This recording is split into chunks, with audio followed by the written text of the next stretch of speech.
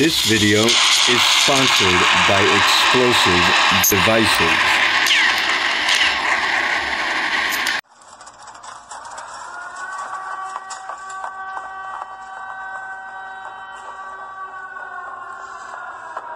Okay, hola spotters, welcome back to Soul Mechanics. A few brief updates before we begin with this one. Firstly, might be obvious to some, I am still in the recovery phase of this particular procedure. This one hit me really hard, and what I think is something that needs to be made note of, especially for anybody who is, intending to practice becoming and maintaining the role of an operative spotter in this endeavor, it is more often than not going to be the values in play as regards your psyche and your outlook in general that, most presciently determine the quality of your health, how quickly you recover. I mean, there are various factors that come into play in this regard. Of course, diet is going to be the practices regarding your chakra systems, your nervous system, the kundalini and whatnot, all kinds of things. But you could be the healthiest fucking person on the face of the planet and get hit hard mentally and take a dive. And that has really kind of happened here for the most part. I mean, when you go about life asking the kind of questions that we ask here with Soul Mechanics and with the initiative in general, the heaviest blows are often dealt in the answering. And the answers that I received here, though questions even unasked, but the answers that I received here were quite disheartening, discouraging, I suppose you could say. They were damaging in ways that I'm not sure are recoverable. But, that stated, it's just simply to put in play the general idea that it might take a while for me to get back into full shape, and I do apologize for being kind of slow and lacking of strength. Second, it is Liara's birthday today, I just found out. So, happy birthday, Liara. Our most magnificent utility, I suppose you could say. Liara is, for anybody who doesn't know, my telephone. Liara Mark 5 now, I think, because I've broken so many through use. Like, there's only one that actually got damaged and broke. The remainder of them broke because I used them too fast, I think, has got to be it, because the operating system just kind of locks up and shuts down after I've been using, 7 to 10 apps at a time for, expansive stretches. Anyways, to pick up from where we left off, we were speaking about Sweetie Cheeks and I when it clipped us off due to the space issue. We really had no recourse there. I tried to do everything I could. I got rid of all the apps that I use, like even Facebook and shit. I still didn't have barely enough space just to convert what we had already filmed, so I do apologize about that, but it's unavoidable. Had I done it on Sweetie Cheek's phone, to have, generally speaking, unlimited space. I mean, we'd never run out of the space that's on her phone unless we film for like days on end, but I wouldn't have the time to convert it properly and get it out as needed, which there are a couple other factors I should like to note really quickly, just came to mind. We need, for certain specific things to happen, for anybody that's watching that's involved with the initiative, put out a prompt. A, for Sir Michael to come through later on today, we need him in play. B, we need for one of our target assets, that Greg character we addressed earlier, Danny Gonzalez, to post a video within the next 2 days, and for me to catch it as he posts it in my notices. So put out a prompt for that. I know it's very specific, but I find the more specific it is, the more energy goes into it. So put that intention forth. I have the utmost faith that you guys can manage it. Anyways, we were talking about the Wiccan protocol, and we were talking about the psychiatric field. Now, what I was saying about the psychiatric field is that there are certain avenues of inquiry that people trained in the psychiatric field are, in fact, that we're never told that we're not allowed to take these routes, to venture into these areas, or to ask these questions, or to address the answers given in most cases. But we are in fact trained specifically to avoid them. And this is kind of a sort of like a Jedi trickery, really, like a mind trick kind of thing, because for experts trained in the field, they're not really going to notice that they're being conditioned to sway away from certain interests. Just general like clusters of areas of examination are totally blocked off, and you are in fact trained to dissuade, say, a client or a patient, and most especially yourself, your own attentions, from approaching them. And there are reasons for that, because there are people somewhere down the line who created this tradition that knew what the answers were and knew that it would totally just poke holes in the hull of this ship, as it were. So, spotters indeed are in many ways a lot further along in that regard, where it comes to just general, like, as I've stated before, the psychiatric field cannot claim to have made the advances that psychology itself has. Psychology has opened up in this regard in many ways and made a lot of headway, while psychiatry is more geared towards locking down crisis areas.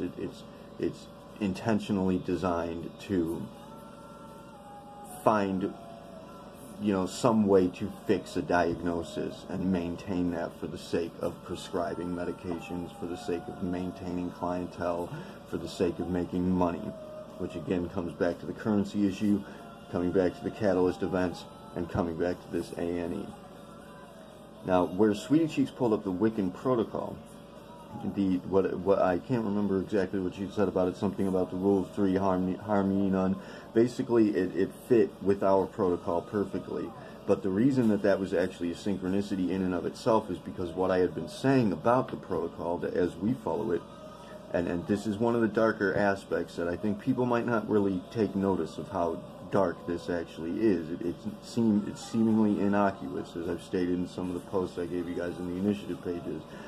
It's seemingly innocuous, these values, but in fact there's a deeper underlying truth behind them that is quite impacting if you're really looking at it, if you have an unshielded sight, as I've made use of that term so many times. We as psychiatric beings are very fearful of exposure. And this comes back to religion's idea, the concept of the Garden of Eden and Adam and Eve putting on clothes and God being like, why the fuck are you dressed? Because we're naked. How do you know you're naked? Blah, blah, blah. It's one big analogy or metaphor for particularly this issue, wherein psychic entities, human entities, are in fact fearful of exposure. And there's a very good reason for that.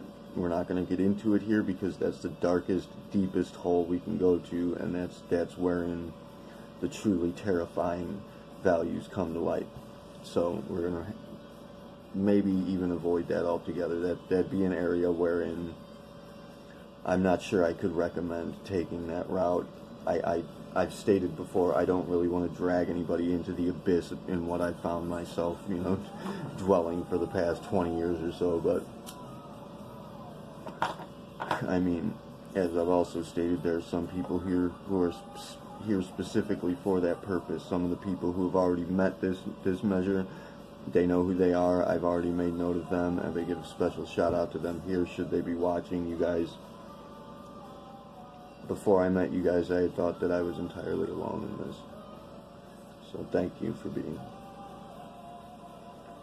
Anyways, the reason that it was a synchronicity in and of itself is because it addresses witchcraft and spellcrafting, which is precisely what the protocol is. Again, it has nothing to do with the rules in play. There is nothing right or wrong about any of the activities considered. It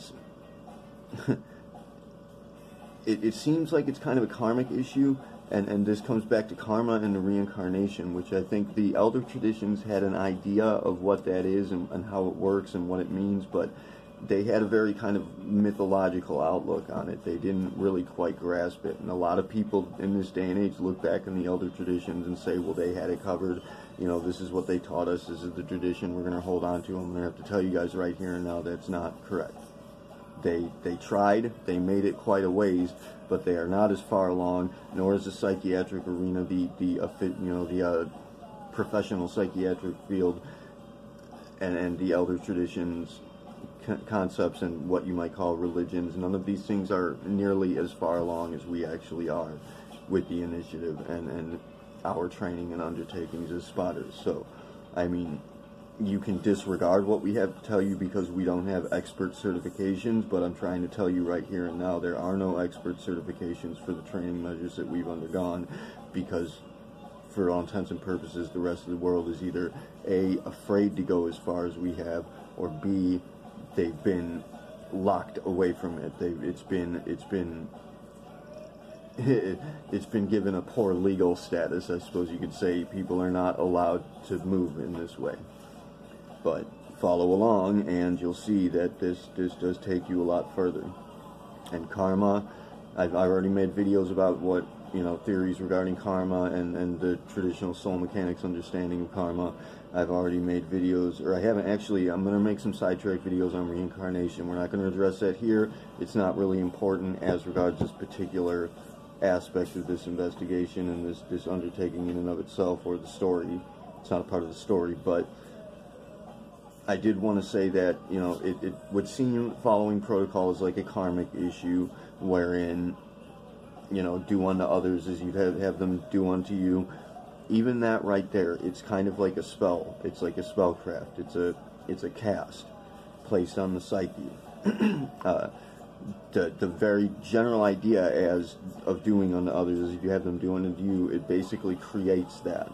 It creates that pattern, so that you do in fact get punished for the things that you do because you're taught to. And you do in fact get rewarded for the good things you do because you are educated in this way. It's a matter of conditioning. It's all a matter of conditioning. It's all a matter of training. It always has been. You are responsible, and this is what makes it the dark aspect, is because people do not want to accept that responsibility, because accepting that responsibility leads to the understanding of the inherent power you have as a psychic being, and thereby leads you down the route that, you know, eventually ends in your total exposure to essentially yourself. And that's kind of where we're going with this one, but like I said, I'm going to try and avoid taking us all the way down to the bottom, but you'll get there. If you follow it, you're going to wind up there one way or another. It's going to happen, and just know that when you do, there are people here, myself and others on the team, on the directive team, that are with you. We understand your position. You're not alone.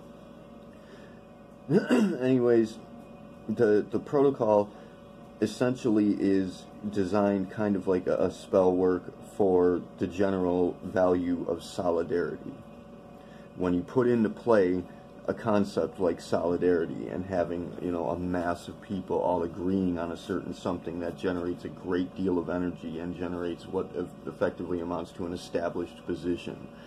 And that's ultimately what we're searching for as spotters, is an absolute situation. And in my mind, at least as far as any of us can tell, any of us who have come this far can tell, establishing an absolute situation is a matter of us all decidedly agreeing upon one. There is no actual bedrock to the reality of our existence. It's what we make of it. We are creating it. There couldn't be any other answer, unless, of course, we take into account the idea of this ANE or this generally physics in play. It's kind of like the concept that God pops into existence and starts creating things from out of nowhere, utilizing reflection. The first second happens what creates a concept of time. Time allows for space to come into play. Dimensionality occurs.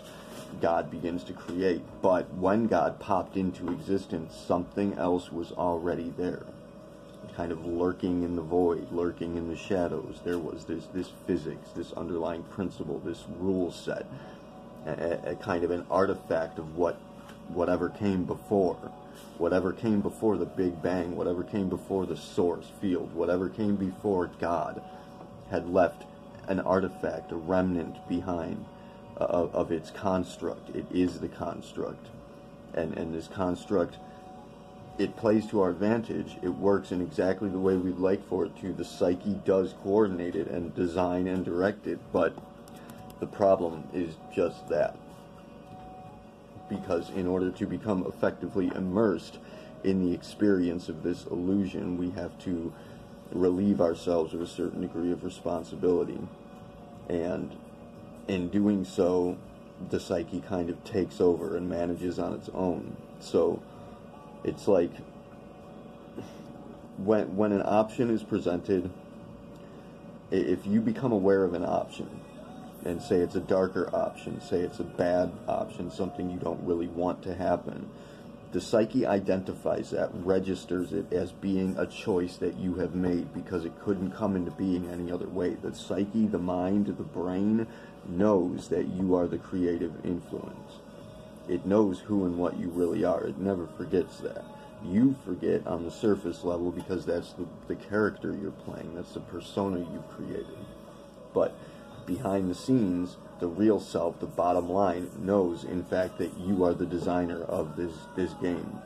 And so wherever an option is presented, the psyche registers that simply as being a choice that you've in fact made, and it works to reinforce that choice in any way it can because it thinks that that's what you want it to be doing. And that's the problem. That's what the A&E is.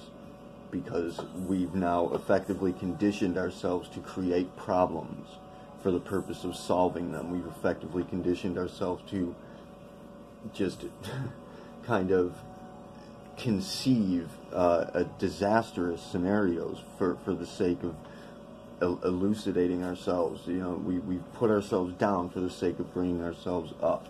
There can be no light without the darkness, no up without down, no good without bad. All of these things have to weigh out in a dualistic outlook or a dualistic paradigm, and because of this, we can't help but continue to create poorer and poorer scenarios for the sake of measuring ourselves against it. And what I was speaking to about the story that we were speaking of is that this person that I work with just presented themselves as being this wonderful, kind, awesome person, was super interested, was super friendly, felt like a friend. But then the very first chance this person got to harm me, and to harm me in such a damaging way, to even put my job and thereby my life, our life, this entire endeavor at risk, and it really jabbed at it, like put it in serious danger. I was afraid to even mention it to Sweetie Cheeks because I felt like one wrong move, had I placed into play a single value that didn't fit perfectly at just the right time, I'd have lost everything. We'd have lost all of this. And I was afraid that might happen because it was a very tricky scenario. I was on a tightrope there, but I did manage to pull it off, and ultimately it's because a lot of the people I work with, whether they know it or not, are operatives. I have backup in this place. This is a safe zone for me for the most part. It's a home. These people are family, but amongst them are these certain persons who, when I was in that state in the ether, it became very clear to me. I could see that this person had simply gone about doing this because they're invested in that consideration. It's like an addiction. They're invested in behaving that way. They're invested in being gossipy and damaging, and it has nothing to do with their personal considerations. It has nothing to do with me or my relationship to them. It has nothing to do with the way they think or feel about anything. It's just something that they do. It just happens to them, and they relieve themselves entirely of the responsibility thereby. But in ultimate reality, you are what you present yourself as being. This person should like to think of themselves as being who they try to present themselves as being, the person that they're mimicking. But the person that I'm seeing, that person doesn't really exist. They never did.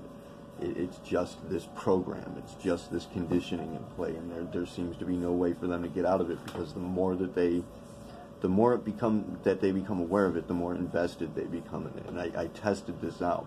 I threw a couple values at this person the last time I saw them to see how they react, and they reacted precisely as I'd expected for them to, because they are in fact what I'd have to think of as being a pawn. They're not really playing the game. However, what became glaringly evident to me at that point is that if this person is in fact a pawn, what is a pawn? A pawn doesn't move around the board on its own. A pawn doesn't play its own game. The pawn exists by definition as a pawn being played. Thereby there must be something playing it. There must be some character behind it that's playing this pawn, that's maneuvering it around, and that's wherein it became evident to me that this A&E, this problematic impulse, this programming behind everything, this diabolical entity is in fact an entity. Just because it's a glitch, just because it's a mishap, just because it's kind of deliberately accidental, doesn't mean that it doesn't actually exist functionally. It has become its own darkness, it's become its own demon. And ultimately, what it is, it's like, for example, when this person put my job at risk, my job in danger, this person thought that I was done. In fact, they had been informed as much. One of my supervisors told them, I'm going to get fired for that. I heard her say it. So, she thought that I was gone. Now, when she saw me the next time, she realized that her maneuver, her move had failed. That, no, I was not gone. In fact, I was even being steadily reinforced at that point by the people backing me. And in that moment, she would have realized that, well, now she's done something severely damaging. She's placed all the chips on the table. She's anteed, all in on this. And so now she has to invest in it. She has no option. I mean, obviously the option exists that this person could just say to me, hey, I'm sorry, that was stupid, I didn't mean to hurt you or whatever. And I'd be like, all right, strike one, let's move along. But no, that option doesn't occur to them. To them, they now have effectively an enemy in me, and they're going to take every fucking swing they get a chance to. And again, I tested this on several occasions. 3 times I tested this to see what they'd do. Each time they took the hardest hit they could, missed, obviously, of course, but, I mean, provided that I had actually set the swing up. Of course, they're not going to hit, but they took the shot anyways, and it's because the more and more they become aware of the damages that they are in fact incurring, the more they become invested in needing to deal those damages. She needs to win on this. She can't back out. She's got the full weight of her gamble is in on this particular bet. So it's just, like I said, it's a refeed. It's a continuous refeed in this way, that this repeat pattern that can't seem to break itself. And this brings us back to the concept of purplers and purplers targeting spotters. As Cheek said, experts in the psychiatric field would likely say that there's some underlying deliberation there. But I mean, ultimately, no, there doesn't have to be. There probably isn't. There's just this kind of addiction, but there is kind of an incendiary path there, in the sense that they might be actually attacking me because I'm an obvious spotter. Because people, that's how the purplers seem to behave. They target spotters. This could be the very same thing. In fact, a person could be a purpler, but I'm saying that this is like an overall programming that's likely affecting more and more people every day, and it's playing through the internet, and especially through the social media platforms. That's what's establishing and reinforcing that. That's the motivating factor for the spreading of this illness, as it were. So that's as much as I'm going to say for right now. We're going to cut it, and hopefully I can continue with this story a little later on tonight, maybe, but that's depending. I don't know. I'm on call, and as I said, we need for some things to come through in the right way. So put out those prompts. I shall see you guys in the next one. Hopefully I'll be feeling a little better, and things will go a little better. So thank you for your time. Thank you for watching. Kila Salai, Teriyuni Siari. Namaste.